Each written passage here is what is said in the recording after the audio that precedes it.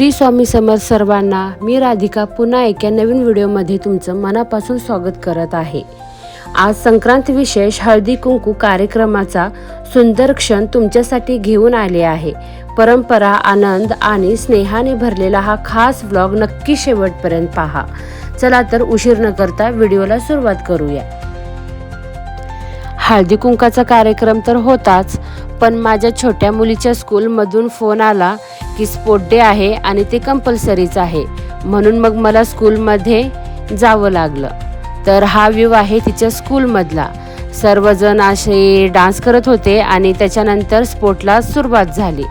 तर तुम्ही पाहू शकताय.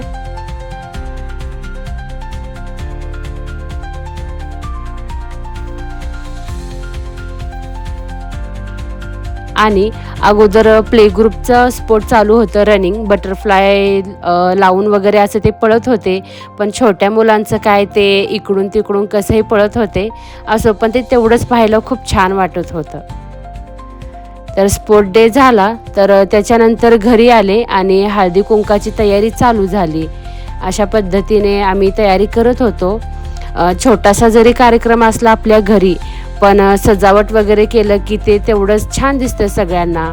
आणि बायका वगैरे आलं तर त्यांना पण ते पाहायला छान वाटतं, प्रसन्न वाटतं. म्हणून अशा पद्धतीने थोडीफार डेकोरेशन केली.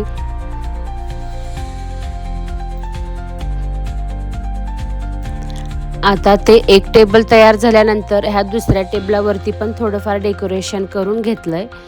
आम्ही सर्वजण मिळून केले हे डेकोरेशन.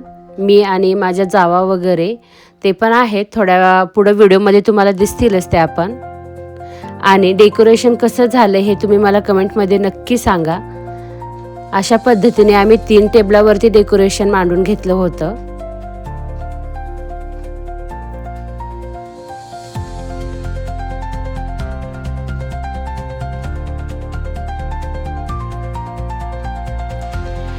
त्याच्यानंतर ह्या मधल्या टेबलावरती पूजा मांडत होते. अशा पद्धतीनं लक्ष्मीचा फोटो वगैरे आणि विठ्ठल रुक्मिणी वगैरे ठेवून छान पूजा मांडली.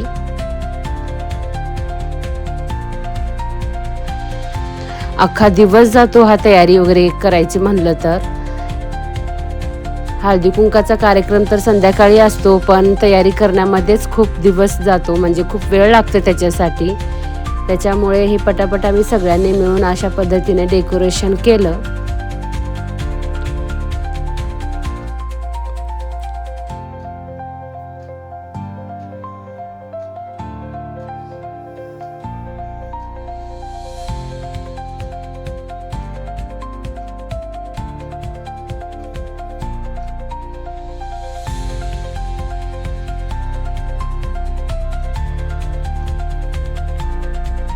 अशा पद्धतीने टेबलावरती मांडून झालं. त्याच्यानंतर रांगोळी काढायला बसलो.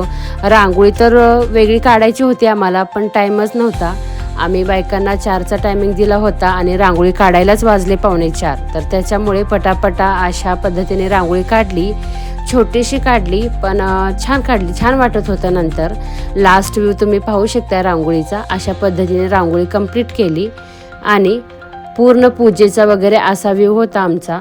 पूजा पण कशी वाटली ते तुम्ही मला कमेंटमध्ये नक्की सांगा.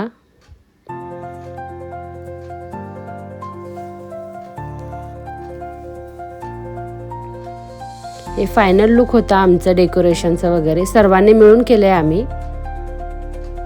आणि प्रथम पूजा करून घेतली. आरती वगैरे म्हणून अगोदर इथली पूजा केली.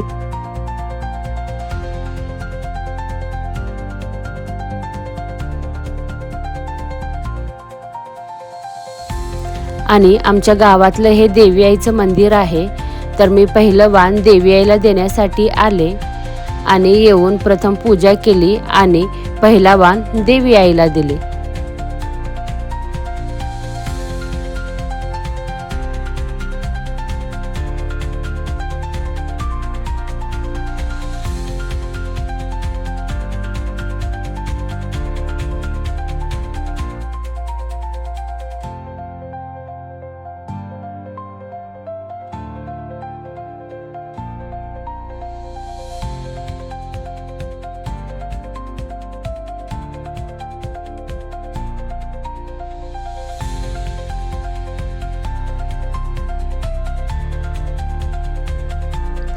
आणि आता बायका यायला सुरुवात झाली आहे. आणि हळदी कुंकू म्हणजे काय? हळद हे समृद्धी, आरोग्य व मंगलतेचं प्रतीक आहे आणि सौभाग्य व शुद्धतेचं चिन्ह आहे.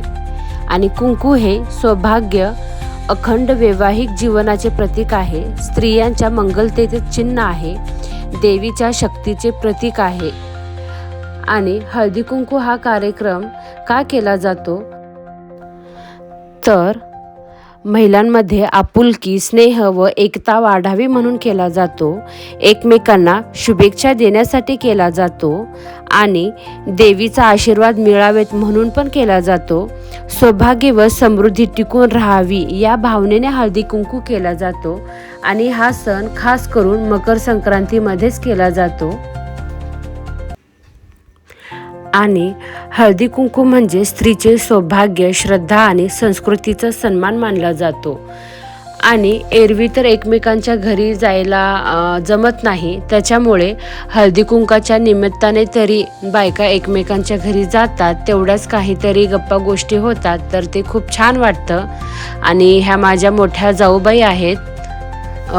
मग आता काय सर्वांना हळदी कुंकू वगैरे देणं चालू होतं अशा पद्धतीने. आणि बऱ्याच गप्पा गोष्टी पण चालू होत्या. तेवढंच एका हळदी कुंकाच्या कार्यक्रमानिमित्त खूप छान वाटत होतं सर्वांशी भेटून बोलून.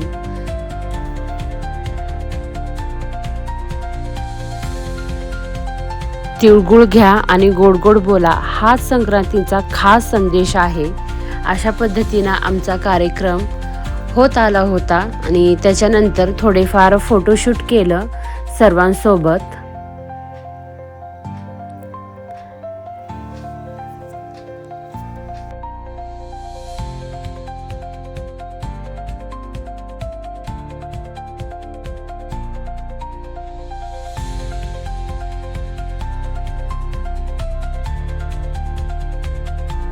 चला तर मग या आमच्या हळदी कुंकू विशेष कार्यक्रमाला इथेच थांबवते.